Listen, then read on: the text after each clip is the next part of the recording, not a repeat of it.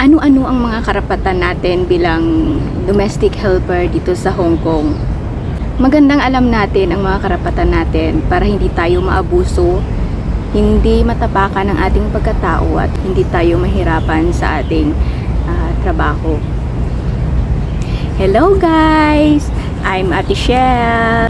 Sa mga bago pa lang, nag-upload ako ng mga buhay ng mga domestic helper dito sa Hong Kong. Nagbibigay ako ng tips and ideas para sa mga baguhan at ang mga may plano pa lang pumunta dito para magkaroon kayo ng idea at makatulong konti yung mga videos ko. Tara! Sa Hong Kong! Sa mga bago pa lang dito at sa mga balak pumunta dito, bago kayo pumunta dito, alamin nyo talaga muna yung mga karapatan nyo para alam nyo kung hanggang saan lang kayo dapat. Number 1 is dapat alam nyo ang minimum salary dito. Ang sahod dito is minimum wage.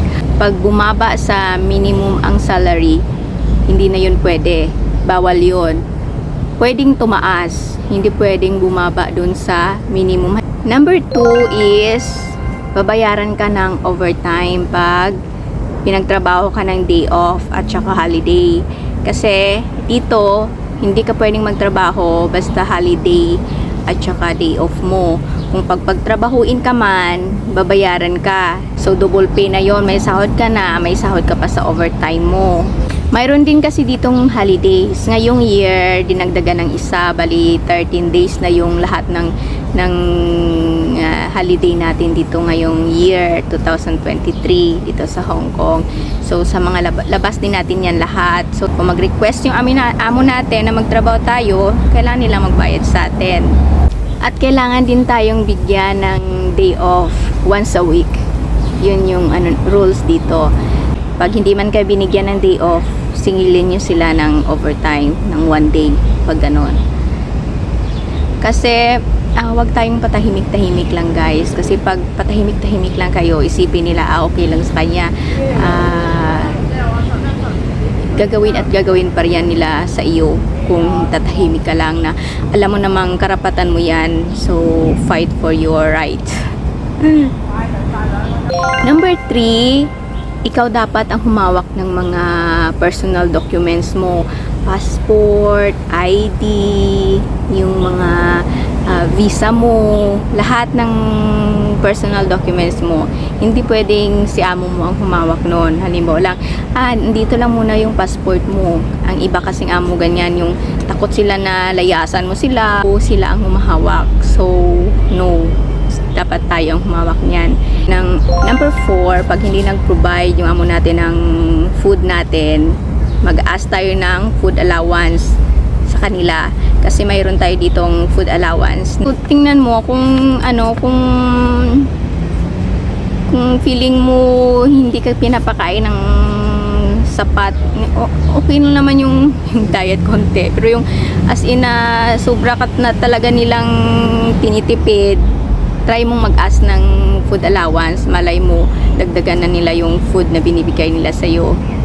Number 5, kung sino yung employer mo, doon ka dapat nakatira, nagtatrabaho. Bawal dito yung nag-ask sila sa'yo na mag-work ka doon sa bahay ng lola or sa kapatid ng amo mo, kasi wala ka naman ang ginagawa sa bahay ng amo mo. Pwede kang tumanggi kasi rights natin yan. Bawal yan dito. Sabihin mo yan sa amo mo na bawal yan. Parang excuse na rin natin yan na syempre extra trabaho na naman yun. May mga amo na hindi nagbibigay kasi nga pinapasakot ka naman niya. So excuse natin yun na hindi tayo mapagod na magtrabaho pa sa ibang bahay na hindi naman natin yun workplace. So ako, sinasabihan ako noon ng amo ko na magtrabaho dun sa friend niya muna kasi bakasyon nila. Hindi ako pumayag.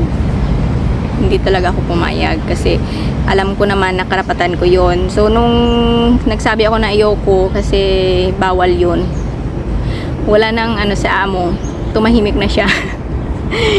Okay na sa kanya yon kasi alam niya na alam ko na bawal yun. Depende naman yun sa inyo sa pag-uusap nyo ng amo mo. May mga amo naman na sige na, ganito, ganyan, bibigyan ka namin ng extra or whatever. Mag-ingat na lang. Number 6 guys, kailangan kanilang i-provide ng accommodation mo, yung sa water, sa light, sila yun magpo-provide sa'yo. Tirahan mo, kwarto mo, kailangan bigyan kanila ng komportableng room. Hindi naman na maganda talaga yung, syempre pagod tayo buong hapon, yung makapagpahinga tayo ng mabuti. Okay lang yung share a room kasi maliliit lang yung mga bahay dito. May mga helper dito na may room, may helper na share sila sa alaga nila. Ako kasi mag-isa na ako sa room ko kasi maliit pa yung alaga ko. Nasa room pa siya ng parents niya. Pero siguro pag lumaki na yon na kailangan na siyang i-separate ng room, doon na siya sa kwarto ko matutulog. So sa ngayon, solo ko pa yung room. May mga naririnig ako na natutulog sa sala, na yung pulling bed lang sa sala, yung ganon. Ewan ko, depende yun sa pag-uusap nyo ng amo mo. Pero kung hindi ka komportable doon, pwede kang humindi. Pwede kang maghanap na lang ng ibang amo na mabigyan ka ng komportableng tulugan. Yung iba kasi nagre-reklamo. May nag-ask sila ng help sa Apollo, sa ganon, na kung saan-saan sila pinapatulog, sa sofa, sa living room. Pero depende naman sa'yo yan. Yung friend ko, pinapatulog siya sa living room, pero binibigyan siya ng extra na $500 every sahod niya. Yung parang pakonsuelo na lang kasi doon siya pinapatulog. May friend naman ako na pinapatulog siya sa sala. Yung alam mo yon, kung kailan pa sila matutulog lahat, doon ka pa makakatulog. Paano yun, di ba? So hindi yun pwede kung sa akin hindi yun pwede. Depende na lang sa iyo at sa pag-usap nyo ng amo mo, pero kung sa akin hindi talaga yun pwede.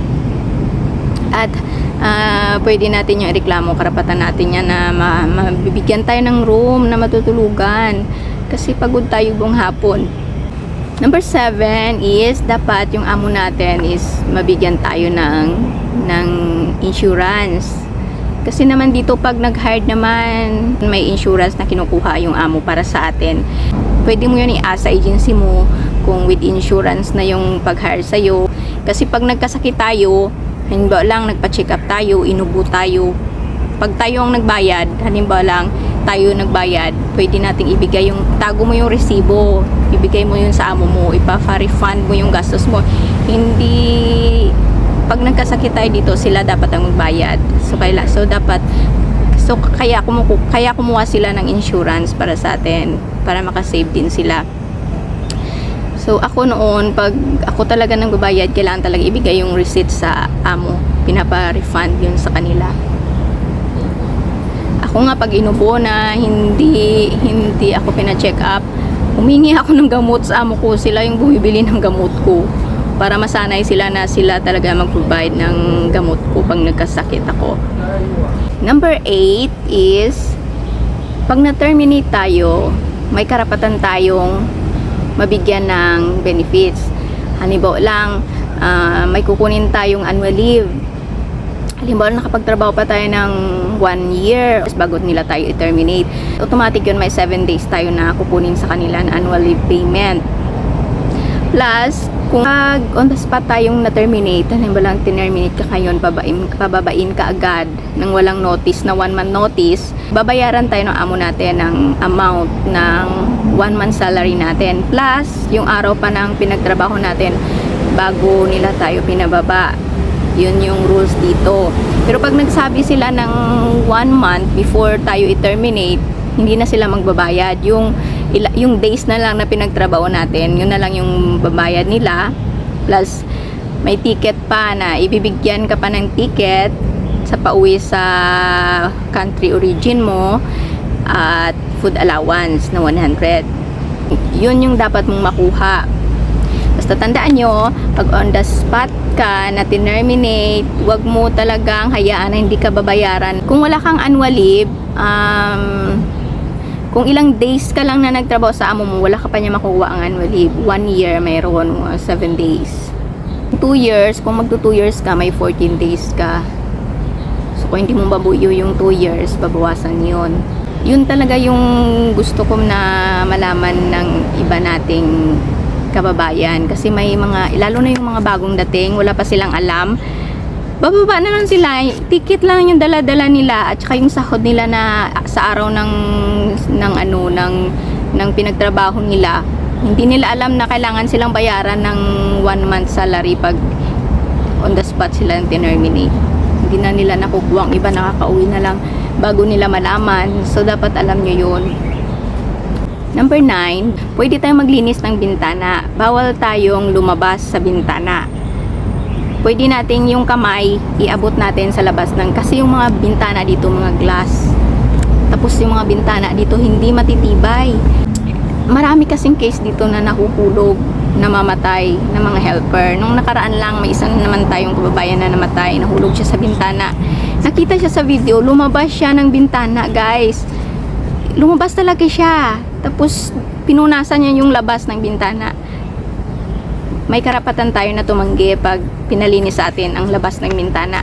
Okay lang yung iabot natin yung kamay natin nasa labas. Huwag tayong lumabas. Huwag nating ilabas yung katawan natin. Delikado yun. Pwede tayong mahulog.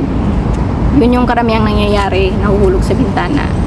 Ang tataas pa naman ng mga bahay dito guys, hindi ka talaga mabubuhay. So, yun yung isa sa bawal dito na dapat yung alam na karapatan natin. Ako, yung nililinis ko lang sa loob, syempre maliit ako na tao, maiksila yung kamay ko, yung naabot lang ng kamay ko sa labas, bahala ka dyan na marumi. Magsabi yung amo mo, problema na nila yon, hindi natin problema yon kasi nasa nasa karapatan natin yan na pwede tayong tumanggi pag pinaglinis tayo ng bintana sa labas. Ganito talaga ako guys, pag yung nagsasalita ng matagal, nagdadry yung ko, dapat uminom ako ng tubig. Number 10, bawal tayo ditong mag-drive ng sasakyan. Wala yan sa kontrata natin. Pwede tayong magsabi na wala yan sa kontrata natin pag inutusan tayo mag-drive. Kahit alam mo mag-drive guys, huwag kang offer sa amo mo na mag-drive. Bawal yun. Except lang sa may may license ka dito ng driving. Yung driver dito guys, iba yung sahod. Mas malaki yung sahod ng driver dito. Mas malaki. Kaya ako nga, kung marunong lang ako mag-driver na lang ako dito kasi malaki talaga yung sahod ng driver dito. So sa mga marunong mag-drive dyan, huwag kayong marunong sa amo nyo kasi bawal yun, mahuli pa kayo. Number 11 guys, pag nakasira ka, tandaan nyo to, pag nakasira kayo, kasi may maamo dito na walang konsiderasyon sa mga helper nila na ganyan lang yung sahod tapos pababayaran. Dapat alam nyo yung rights nyo dito about sa pagkasira ng gamit. Pag nakasira kayo ng gamit, 300 lang yung dapat na ibawas sa sahod nyo pag nakasira kayo. Pag sumobra doon yung pinagbayad sa inyo, pwede na kayo magreklamo. Bawal yun. Rights natin yun. Halimbawa nakasira ka ng mamahaling halaga ng gamit, 300 lang dapat ibayad mo doon. Hindi mo pwedeng bayaran yung amount na yun. Yung iba nakakabayad yung hindi nila alam yung rights nila. So dapat alam niyo yan. Kung alanganin kayo, pwede kayo magtanong sa mga friends nyo or tumawag sa polo pag about dyan para sure kayo.